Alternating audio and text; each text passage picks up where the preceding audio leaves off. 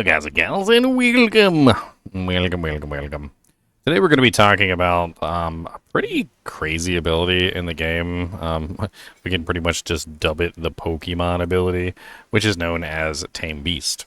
Tame Beast can allow you to basically grab any beast type monster, including bosses now, with the new Spirit Walker Ascendancy, which allows you to essentially grab a boss type monster that is a beast. And there's a list of like all the boss type monsters you can grab, like the big monkey that runs around murdering everybody. There's also the big bird that jumps up in the air and like shoots air blasts at you, and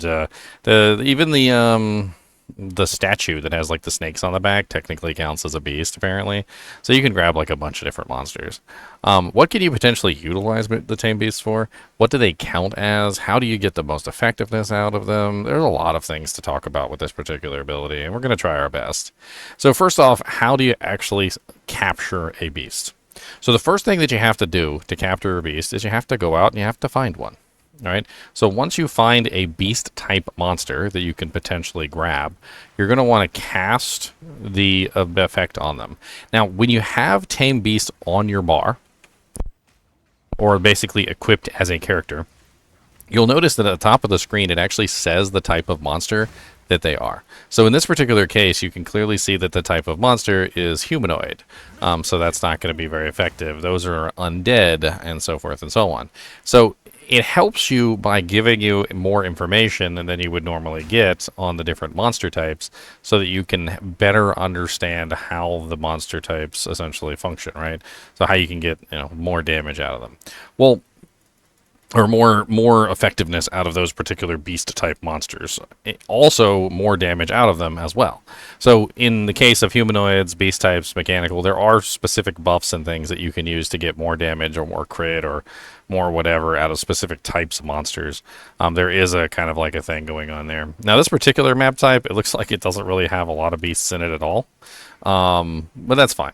I'm going to show you some beast hunting techniques and how you can potentially get what you're looking for, what the best places to go to are, and so forth and so on. And we'll try and figure out all of this together so that you can get a better idea of like the overall like picture of how the character works. So let's pop out of here. This is like a baby zone anyway. I think this is like a tier 1 map. And we're going to go somewhere where we can actually get access to a specific minion and play with the like rotating effects on the minions. I'm going to teach you how to deal with those rotating effects also. All right, so let's go to the waypoint. We're going to go to Act 4, and I'm going to go to the Singing Caverns. This is actually I've tested out a lot of different zones, and the Singing Caverns tends to be one of the best places for this particular purpose. You may or may not want to actually disengage your main attack because you don't want to accidentally kill anything.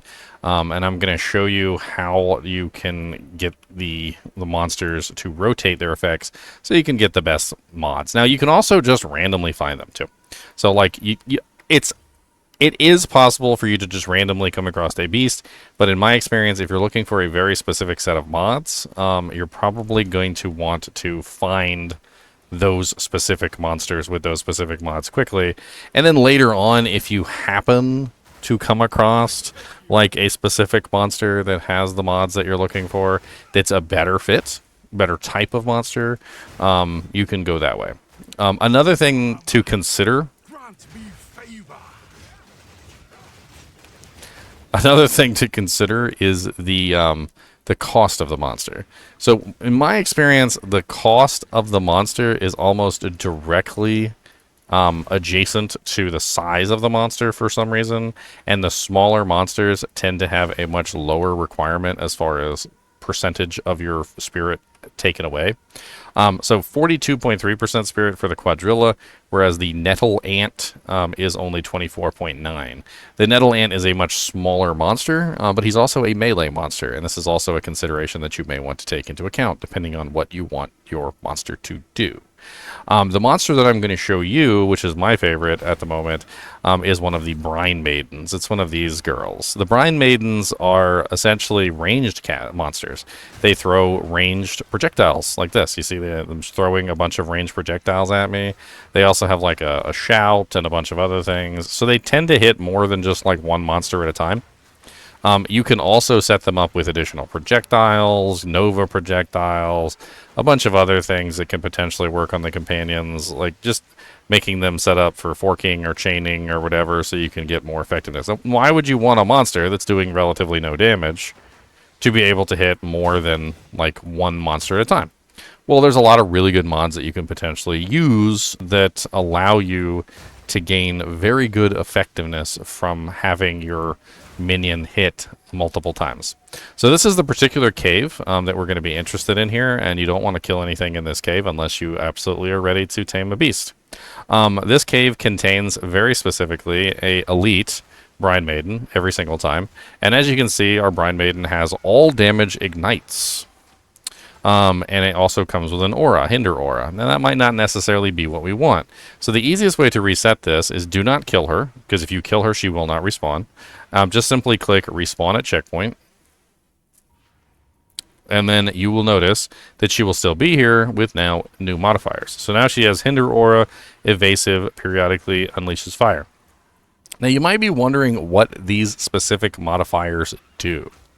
Right? What are these specific modifiers and what are the effectiveness of these modifiers? Which ones are good? Which ones are bad? Well, PoE2DB actually has a listing of all the monster modifiers, and you can take a look at them. It's Archnemesis modifiers. This is what we're looking at right here. Now, do be aware that some monsters are restricted from utilizing certain modifiers.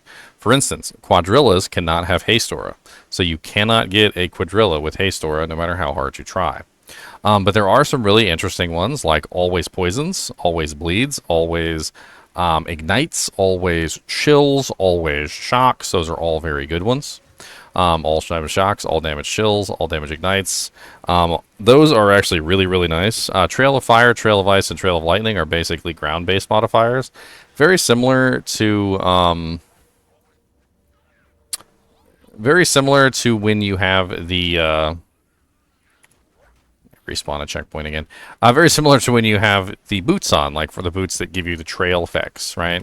So when you have the trail effects, you get access to these trail effects. They will have the trail effect now. You can also get auras. There's a lot of really good auras that you can potentially get. And if you just type in aura, there is the extra physical damage aura, the haste aura, which increases your speed by 20% and your cast rate by 10%, and all allies within range, which is really good if you're running a minion build because you want haste aura on all of your minions. The extra physical damage aura gives a 40% increased physical damage to all allies within 5 meters. There's also the energy shield aura, which gains 20% of your maximum life as added energy shield, which is actually pretty massive depending on how much maximum life your minions have, or you have. There's the elemental resistance aura, which gives you 35% all res to your elemental resistance. There's the hinder aura, which gives you a hinder for all enemies within 3.6 meters, and it specifically states hinder is a 30% movement speed slow unless otherwise specified. Then there's also periodic invulnerability, which is monsters release a nova that makes allies invulnerable for 5 seconds, while the monster is alive within 5 meters every 12 seconds. So basically, for a period of 5 seconds, every 12 seconds, you cannot die. Then for a period of, 6, 7, 8, 9, 10, 11, 12. So for a period of 6 seconds every 12 seconds, or 7 seconds every 12 seconds, you can die. Right? This actually kind of OP, just giving you like periodic invulnerability. There's also empowered periodic invulnerability, which is a little different, but not much. It basically just gives, I think that makes the pulses happen a tiny bit faster or something. And basically all of these auras can be gotten, all of the effects can be gotten. You can potentially just sit here and reroll the monsters for a very long period of time until you get the mods that you're looking for. Magma Barrier is another one that protects the monster, and also when the Magma Barrier exhausts itself, it explodes, which can also damage everything on the screen, which could be nice for builds that have like always chills or always shocks or whatever. Periodically unleashes is not really the greatest. I found that periodically unleashes is just, it's kind of random and doesn't really give as much as you would want. There is also things like extra. So extra fire damage, 40% extra fire. There's extra cold, extra lightning. There's also extra crits. Now this one's actually really powerful. It gives 300% increased critical hit chance. And there are certain monsters like the monkey that have a higher base critical hit chance, which means that if you can get extra crits on the monkey, you can get a really high percent chance of crit by utilizing extra crits, which is I highly recommend. All of these are actually really nice for setting up specific build types if you're trying to do very specific things.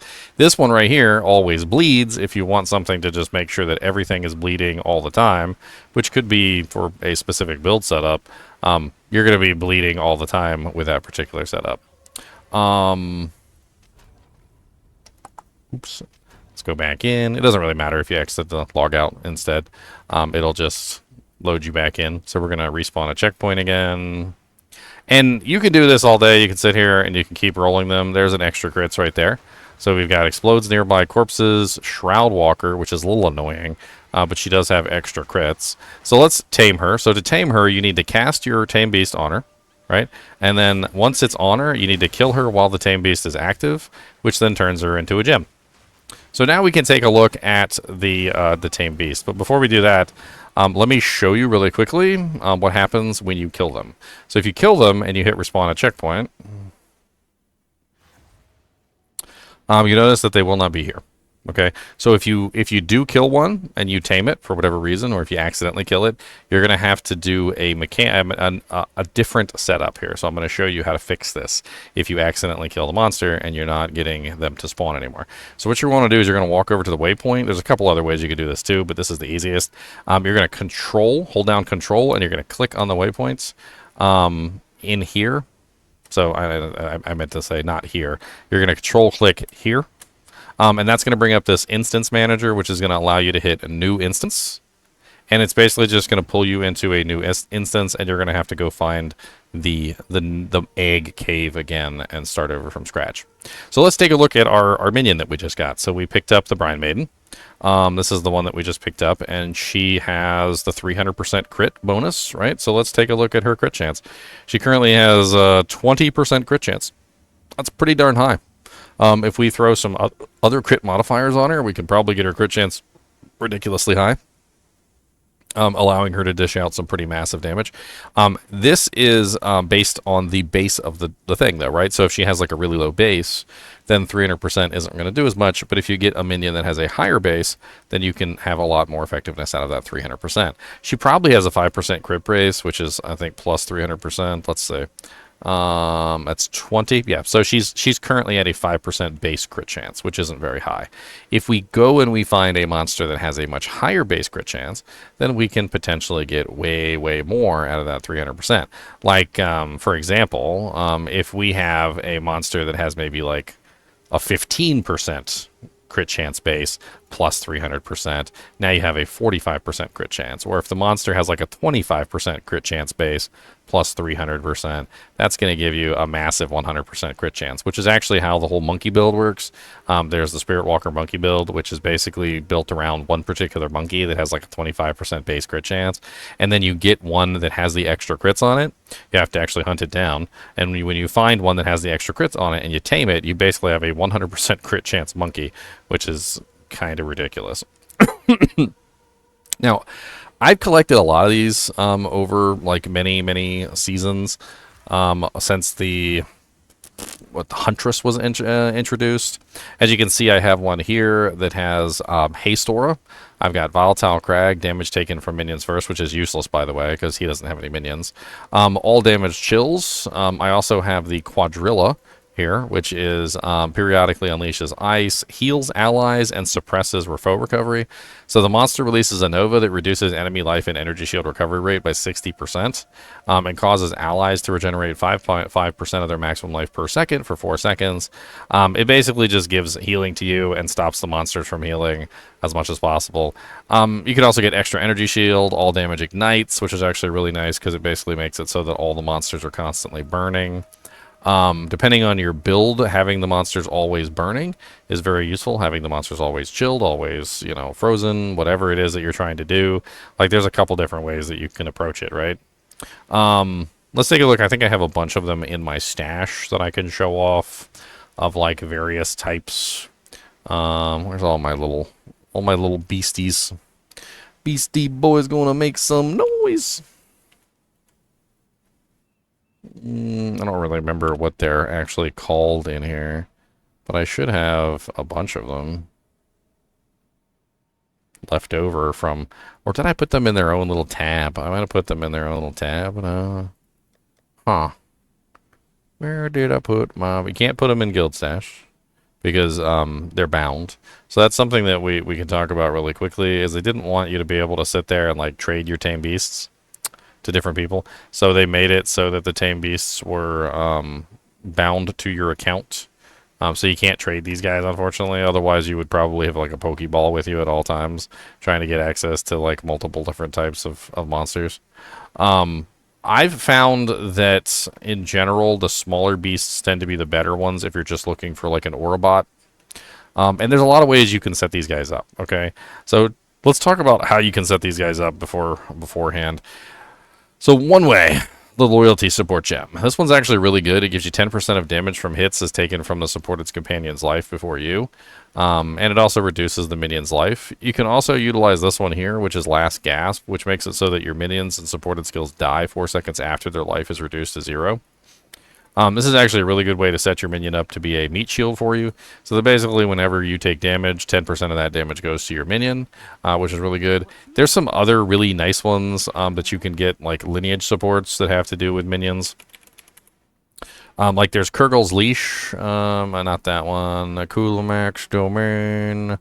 Where's the... there's another one there, which is 10% of damage from hits is taken from your supported companion's life before you. You also recoup 200% of the damage taken from supported minion's life this way as life. It's actually a little bit better than the loyalty one that I showed you before.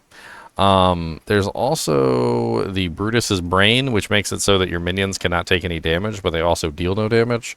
So this one in particular is really good if you just want an Aurabot and you don't really care about the actual effectiveness of the minion. Like if you just want a Haste Aura and that's it, well then you can put Brutus's Brine on the companion and it'll never cost you basically anything. It'll just stay alive all the time and follow you around. It'll still attack stuff, but it'll do no damage. It'll still be attacked, but it'll take no damage. And it'll just sit there and just be a nice little meat shield for you. You can also utilize the minion in other ways by applying debuffs and various things.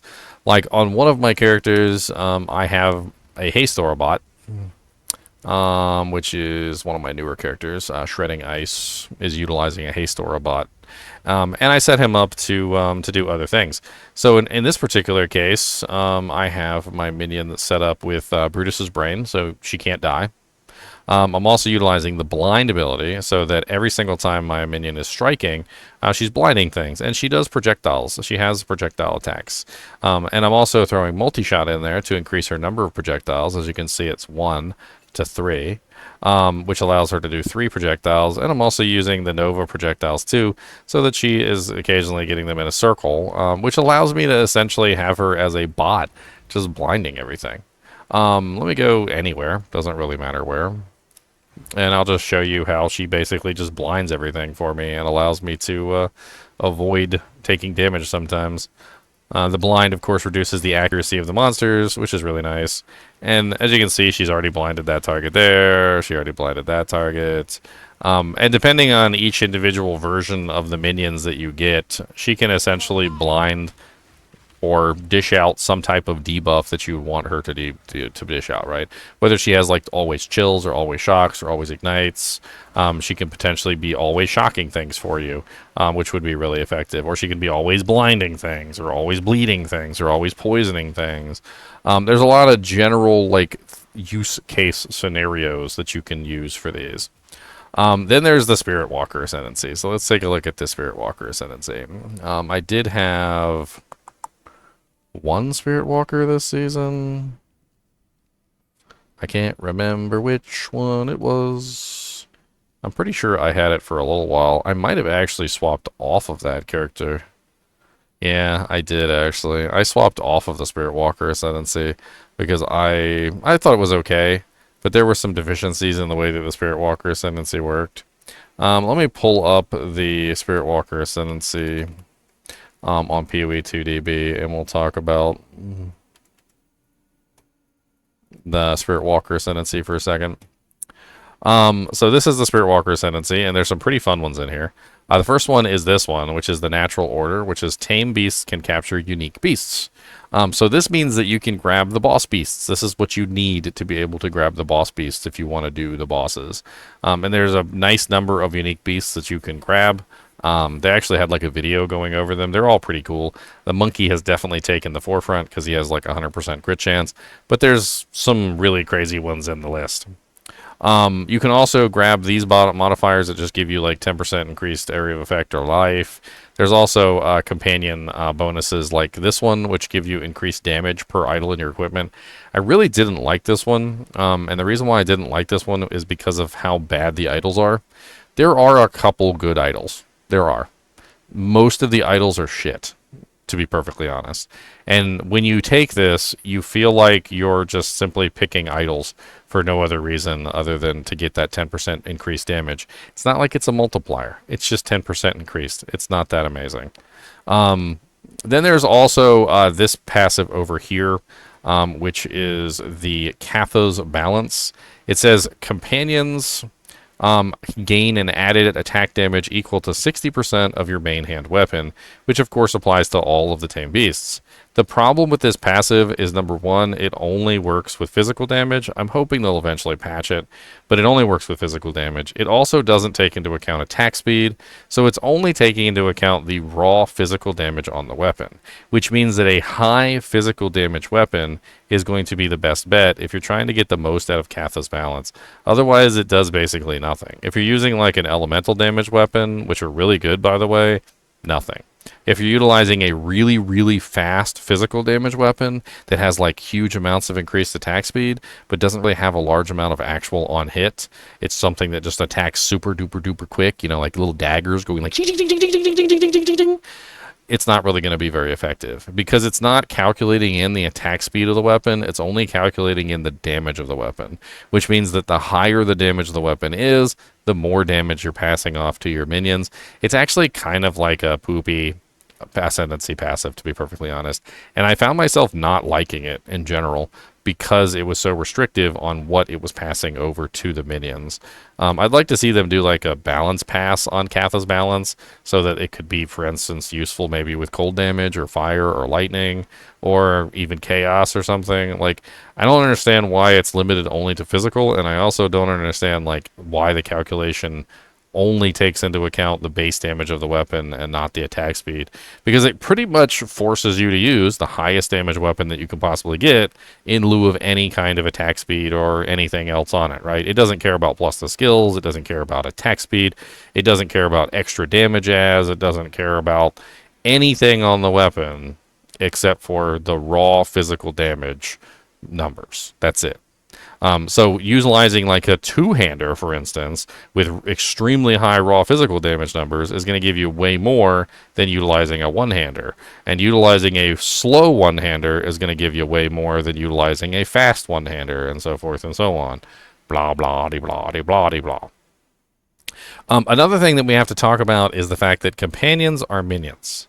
But, and this is a big but, Companions are minions, but minions are not companions. Okay, and this is something that you really have to take to heart if you're going to make a companion build, because you have to understand the difference between a minion and a companion, right? So say it with me. Companions, all companions are minions, but minions are not companions. And it sounds kind of silly, but yeah. Anything that is classified as a minion only is not a companion, and anything that is classified as a companion is also a minion, which means that any buff that works for minions also works for companions. And there's a large number, obviously, of minion-related buffs that you can get. They're all over the board. There's minion buffs everywhere, and you can utilize those buffs on your companions. Now, there's a couple things that you need to know that differentiate minions from companions, okay? So that you understand the difference between the two and why they're not the same thing. So minions, you can have like as many as spiritly possible, right? Because most of the minions, not all the minions, but most of the minions are based on the amount of spirit that you have, and the more spirit you have, the more minions you can have, and so forth and so on, which equals up to a really large number of minions if you could stack your spirit extremely high. Companions, on the other hand, are limited to 1. There are some exceptions to this rule. There are a couple things that will give you more than one companion. First off, there is a unique armor. There is a unique armor that gives you more companions, and actually there's a couple different items actually now. There's the you can have any number of companions as long as they are different companions. This is the Sylvan's Effigy, which allows you to have a large number of companions, but each companion has to be a different one. It also gives you a level 19 Asmari Wolf companion for free, which is freaking awesome, by the way. Then there's also the armor, which gives you a, I think it's a captivating companionship. What is the passive called? It's over here. It is called Trusted Kinship. That's what it's called.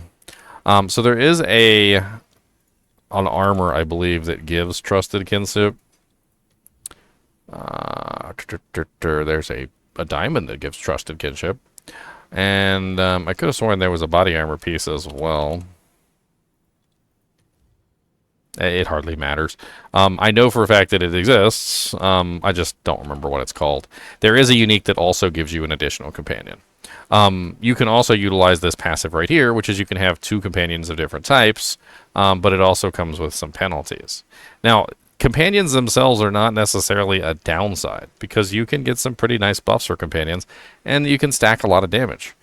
First off is the most important node that you want to think about when it comes to companions if you're trying to stack for damage is this one right here, which is increases and reductions to the companion damage also apply to you.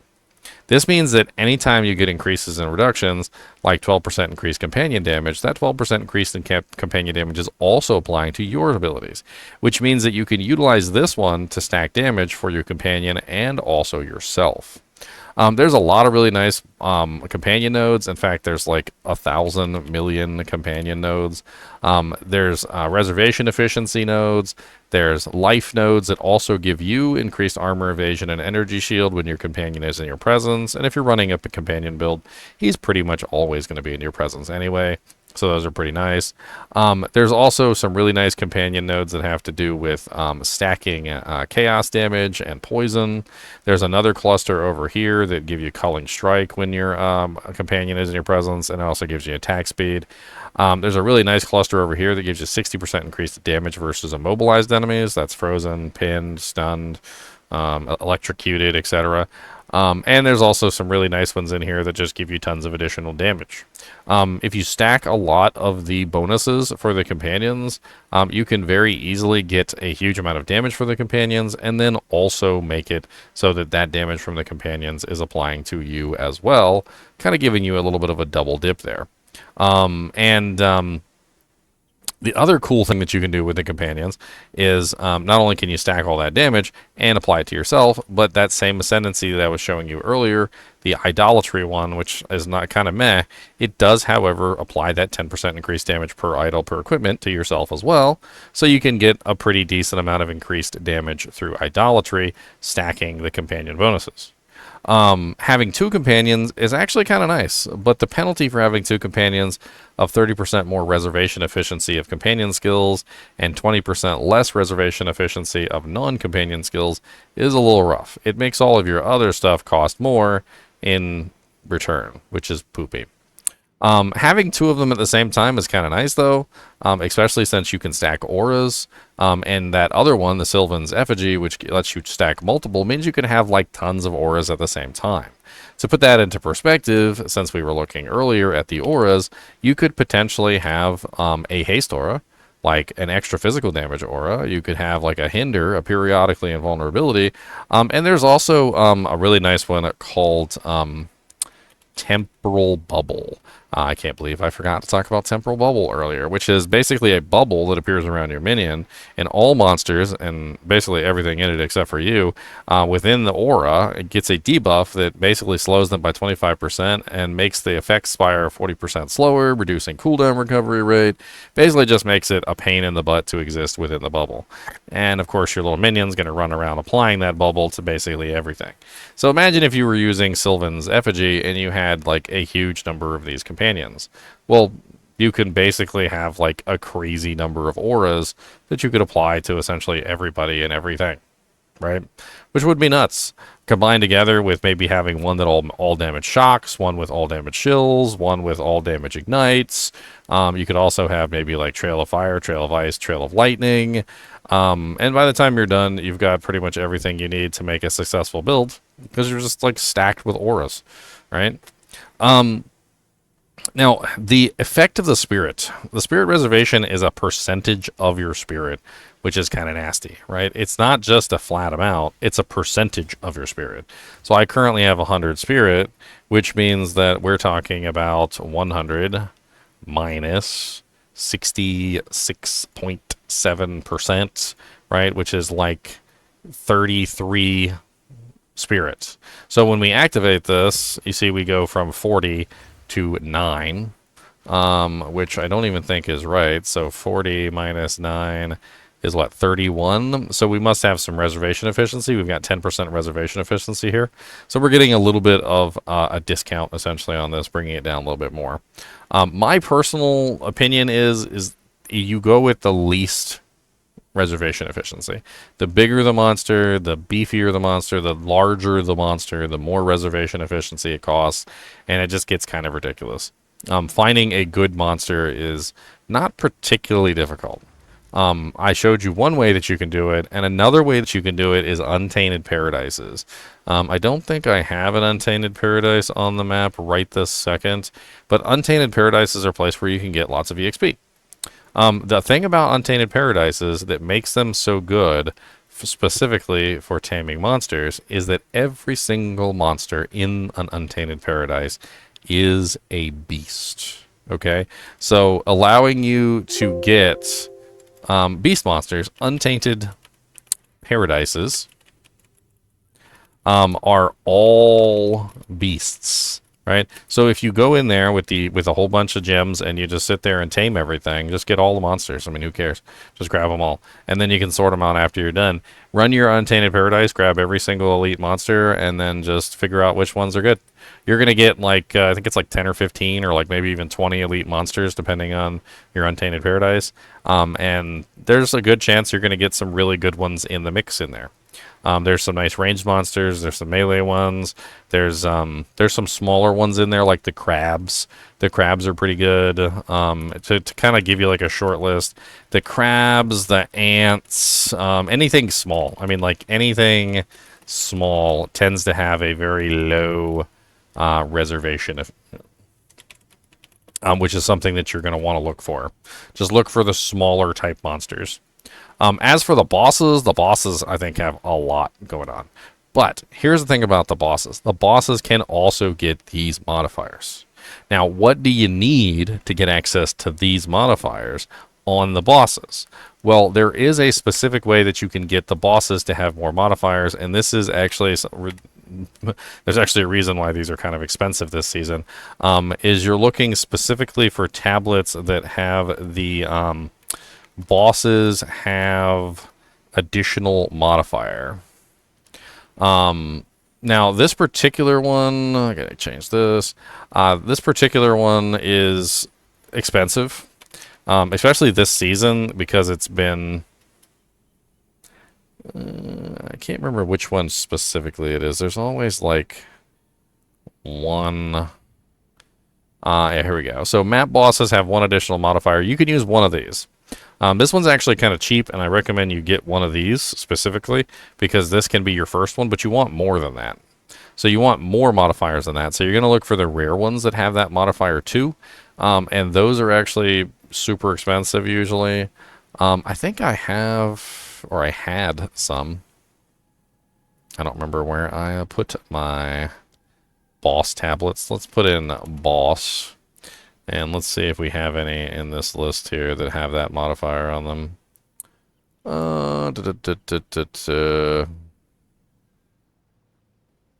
That one is unique bosses. That's not what we're looking for. These are all boss tablets, of course. These are the Overseer tablets that have tons of different boss modifiers, but not specifically the modifier that we're looking for. The one that we're looking for is the one that gives us the additional modifier. But essentially what you're going to do is you're going to get one of these, and you're going to get 2 or 3 of the rare ones, which are expensive. And make sure you get one that has 10 uses, because the ones with 1 use are... People are trolling people with the ones with 1 use. Now, you can go to a city map, and a city map will actually let you put in 4. I need to find a open city map. There's an open city map. So you can actually put in 4 tablets in a city map. And what you're going to do is you're going to run the hegemony and 3 of the maps, which is going to give 4 modifiers to the boss. Now, how do you get the specific boss that you're looking for? Well, it depends on what boss you want, right? So each individual boss spawns in a different type of map. And if you're looking for a specific boss, you're going to have to do some searching here. So we're going to type in PoE2DB, and I'm going to look up a list of the bosses. And here's a list of the bosses. So we're going to go to the map bosses. I don't know if this specifically is the one we're looking for. Is it this one? No, there's actually a list here. I'm going to see if I can find it. Probably, let's actually just go to the home page. Let's go to monsters. There should be a monster section.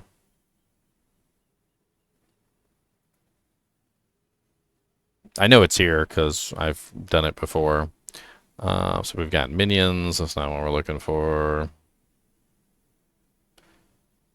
Let's just type in boss. Map boss, powerful map boss, extra content. Let's try this one. That might be the one I was already looking at, which is not really what we want.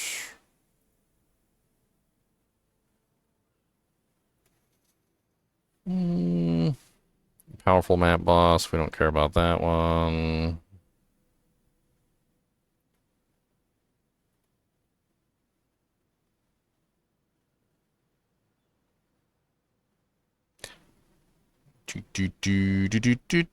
Why can't I remember where the bosses are? Sometimes navigating this website isn't the easiest.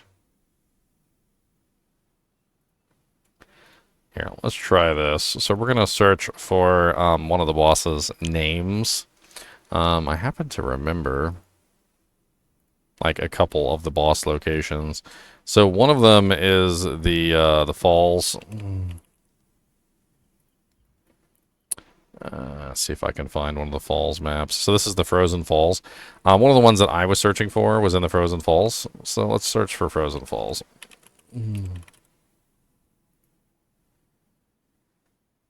So the Frozen Falls area always has Thraven, Wing of Winter. right? So this is one of the bosses that you can potentially grab with the boss passive. Thraven Ring of Winter is a specific boss that always spawns in Frozen Falls, as an example, right? So if I wanted to find Thraven, I would need to go to a Frozen Falls map, and you can search around the map looking for Frozen Falls. One of the ones that's been really popular this season was the monkey, which I can't remember the monkey name. PV2 monkey build.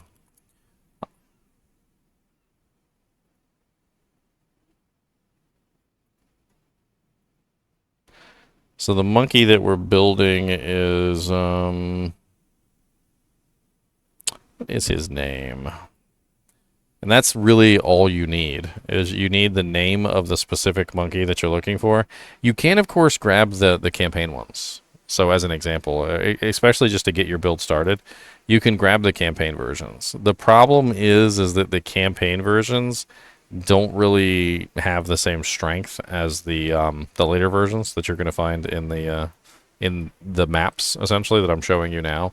So looking for the specific ones on PoE2DB is going to be very helpful.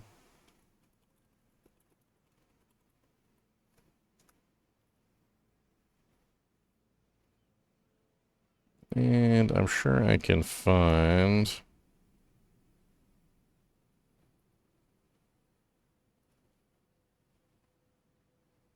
Yeah, this is just a list of the regular bosses. So like the Silverback Black Fist is the one that you can get from the campaign. You can definitely grab that one. This one I think is also grabbable, the Bone Pit Beast. You can also grab the Chimera. I'm pretty sure you can grab this thing too, this monstrosity. Scourge of the Skies. And where's the other one? This is such an incomplete list of bosses.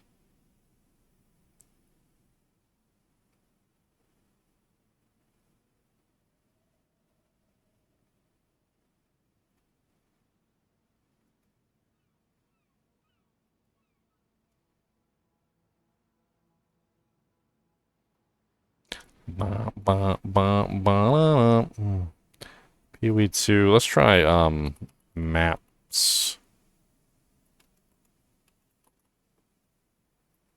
Let's try maps instead.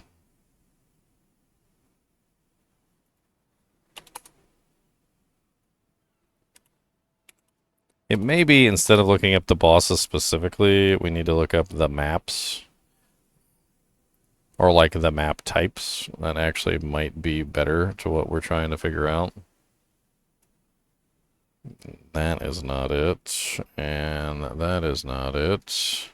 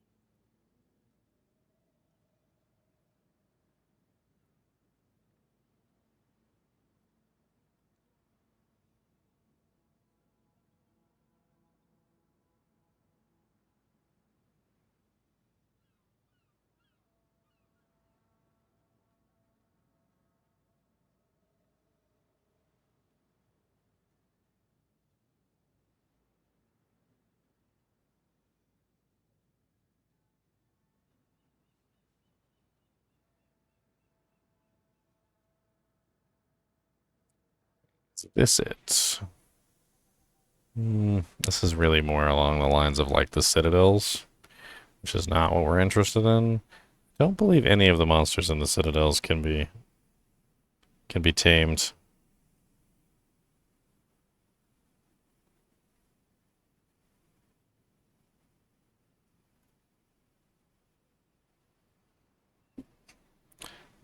Hmm.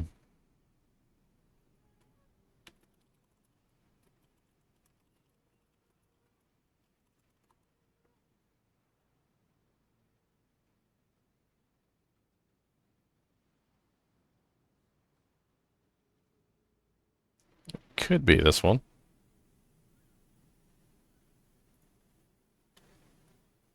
Yes, I believe this is the one that I'm looking for. So in this particular one, it's going to show us every single map type, and it's going to show us every single boss in those map types. This is the PoE2DB Waystones hashtag endgame maps. So this is in the specific section with the Waystones. And in here, you can basically take a look at every single map, and it also tells you what boss fight is in that map.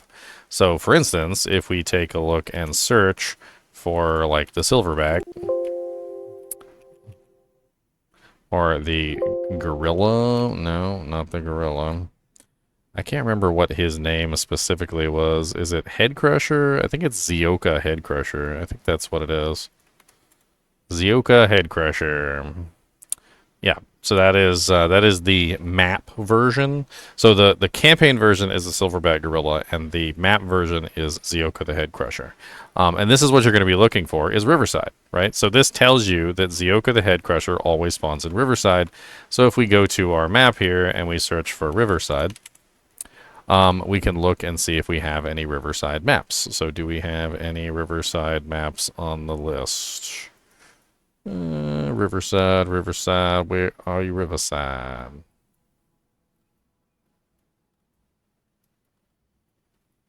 You would think that Riverside would be near rivers. Yep, there we go. So we have a Riverside here. So we could potentially path to this, use our plus things to get a better version of Zioka, and you can essentially use that to tame your Zioka beasts, right? So you can get a massive Chongus version of the Zioka beast in this particular way. I'm going to put this link in the description so that we have this. So any of you guys who are looking for specific versions of the bosses, you can find them. You can go through here and you can find the bosses, and then you can figure out which map they always spawn in, because they always spawn in the same map every single time.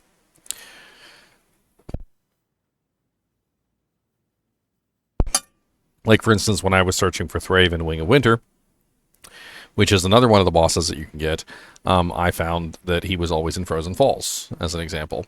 And let me see if I can find a quick list of all the monsters, all the bosses you can tame in Path of Exile 2. So there was like a full list. So you can get the Devourer from Act 1, which of course there's a campaign version. And there's an actual map version. This is the campaign version. You can get Crowbell. You can also get... I don't think you can get Count Geonor. That doesn't sound right. Wrathbreaker, I think, does count as a beast. Silverfist counts as a beast. The Xylucian, that's the statue with the snakes on the back. There's also the three-headed Chimera, which also works. The Scourge of the Skies is the bird that flies up in the air and shoots the wind at you and has like the tornadoes. There's also an ice version and a physical version, so there's like a couple different versions. In fact, there's a couple different versions of the Silverfist too. There's specifically there's the Zioka one, which has the high crit, but there's also a cold version, and there's also a blood version that appears in the temple. There's the Chimera, the three-headed Chimera, which has like all the different mods. And then you can see the Scourge of the Skies. This is one of the cold versions. That's the campaign cold version. There's the Great White Shark. There's a lot. There's the Abominable Yeti. There's the cold version of the Silverfist Gorilla, and so forth and so on. And essentially, there's a lot of different versions that you can potentially look for. You need to find the specific version that you want in the mapping, and then tie it together with what map, and then basically just go hunt them down and see if you can get the best one that you could possibly get. Overall, I think that the Tame Beast is definitely a very interesting ability. Can be utilized effectively in a large number of ways. And I think like that would probably be something good that we could talk about. So like all the different ways that you could potentially utilize a Tame Beast. So what are the like different formats? So number one, Meat Shield. That's really obvious, right? Just simply a minion that goes out there, gets attacked, takes a little bit of the stress off of you. Number two, support. There's a lot of ways that you can utilize these guys for support. You can use them for shocking, chilling, igniting. You can utilize them for auras. You can utilize them for like a various number of things that will be very good for support. And it's kind of like hard to really encapsulate all the different ways that they can be supportive, but there's definitely a lot, right? Number three is damage output, right? You can obviously set them up specifically for damage output to, like help you kill stuff, or to be your main damage output, like the Zioka, which does like I think like 8 million a strike or something when you get them fully set up. Number four is damage reduction. So there's a lot of ways that you can potentially utilize these guys for damage reduction. You can make it so that a portion of your damage that you take gets shunted to the minion instead, which makes it very, very good for damage reduction. Obviously, I showed you the loyalty gem, which is one way that you can potentially shunt some of the damage to, your minion. You can utilize the loyalty support, which loyalty is a really good gem. It is 10% damage taken. There's also the other version, which is really nice as well, the lineage support. But then on top of that, there's also some passives and some various ways that you can also transfer damage to your companion as well. Like I found some in here that will transfer some of the damage to your companions first. I can't remember where exactly they're hiding in here, but I think there's like a 5%er. And I think maybe like some other ones in here that will shunt some of the damage to your companions.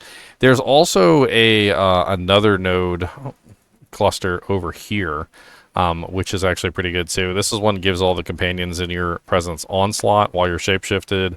There's also another one that gives you increased attack speed for each minion in your presence up to 80%. And there's a couple more like of the companion damage nodes over here, which are not bad. It's kind of like way over here though, and all the companion stuff is way over here if you're really interested in getting them. Another interesting way that you could potentially utilize this node, by the way, the increases and reductions of the companion also apply to you, is you could be using Titan. Titan gets a bonus to all small nodes, which would turn those 12%ers into like 15 or 16%er nodes, and give you even more increased damage for stacking your companions. I mean, it's an interesting setup with the companions, and there's so much that you can potentially do with them, right? They can be meat shields, they can be support, they can be damage output, they can be damage reduction, and overall, like by the time you're done, like they just kind of just work into your build. Most of the time, you just automate them, right? Like you want them to be automated. You want them to do their thing and not have to worry about them, not have to micromanage them in any way. And if you can set them up properly so that you don't have to micromanage them, they just function, right? They just function as part of your build, and you can utilize them effectively. Whether, you're using them to increase your damage, right? Damage output, we can also add in, like number 5. Also increasing your damage, right, is another way that you can potentially do it, because they also can increase your damage. They can give you haste, which makes you faster. They can also increase your damage through that passive I showed you. You can also get things like the extra physical damage aura, which again also gives you more damage. There's a lot of ways that they can potentially be useful, right? I'd like to hear like some stories about how you guys have worked them into your builds. Have you had fun with the Spirit Walker Ascendancy this season? The Spirit Walker Ascendancy is pretty darn awesome. There's a lot of fun ways that you can potentially utilize the Spirit Walker Ascendancy. You get a free companion right off the bat, the Wild Protector, right? And then you also get access to the boss companion, and then you can summon an additional companion. You can use the Sylvan's Effigy and summon even more companions if you wanted to. So, I mean, it's definitely a really interesting build to have just like a massive number of companions following you around, just murdering everything. And they can do pretty significant damage if set up properly. It's just a matter of like scaling them properly, right? You need plus minion skills, and you need all your plus minion damage multipliers. And that's kind of like one of the things that I also forgot to talk about is the level of the minions. You always want to make sure you're using a 20 if you want them to do damage. If you want them to survive, like if you're not using the thing that makes them immortal, like the Brutus's Brine, and you want them to survive, you also need higher level. The higher level they are, the more HP they have, and the more HP they have, the better they'll survive in general. Scaling the level of the tames definitely does a lot for their damage output and their survivability. It's something that I cannot understate at all. Now, if you're not using them for damage output and you want just to use Brutus Brain, then it doesn't matter what level they are, to be honest. They can be whatever level you want them to be. They do have a relatively high dex requirement, and if you don't care about the damage of a minion, and you're just using them as like buff bots, then you can use a relatively low level companion skill, and you can get away with relatively low dexterity requirement. I think that's pretty much it. As always, I do appreciate you guys and gals joining. Be sure to hit that like button and subscribe button if you enjoy the content, and keep watching.